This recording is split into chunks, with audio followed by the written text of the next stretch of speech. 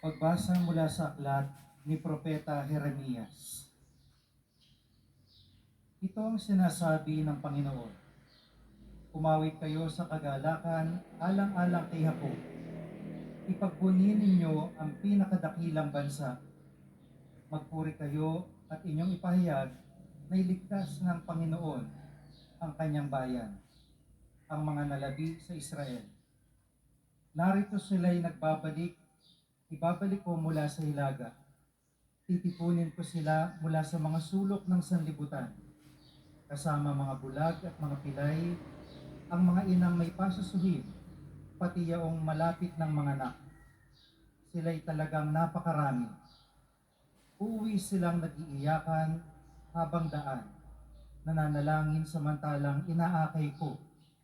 Dadalhin ko sila sa mga bukal ng tubig, pararaanin na sa maayos na landas, upang hindi sila madapa, pagkat ang Israel ay para kong anak at si Ephraim ang aking panganay.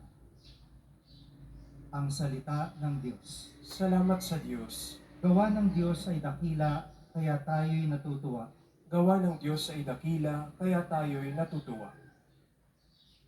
Nang lingapin tayo ng Diyos at sa Sion ay ibalik, ang nangyaring kasaysay ay parang isang panaginip. Lahat tayo ay natuwa, masasayang nagsiawit. Gawa ng Diyos ay dakila, kaya tayo'y natutuwa. Ang sabi ng mga bansang nagmamasid sa paligid, ang ginawa ng Diyos nila ay dakila, anong rikip?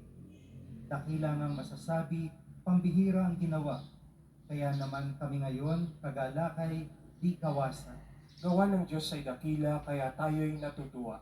Kung paanong inuulan iyong mga tuyong batis, sa sariling bayan namin, kami poon ay ibalik. Silang mga nagbubukid na nagtatanim na may luha, bayaan mo na mag-aning masasaya't natutuwa.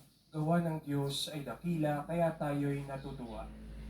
Iyong mga nagsihayong dalay pinhit na nanangis, kaya awit na may galak, dalay ani pagbalik. Gawa ng Diyos ay dakila, kaya tayo'y natutuwa.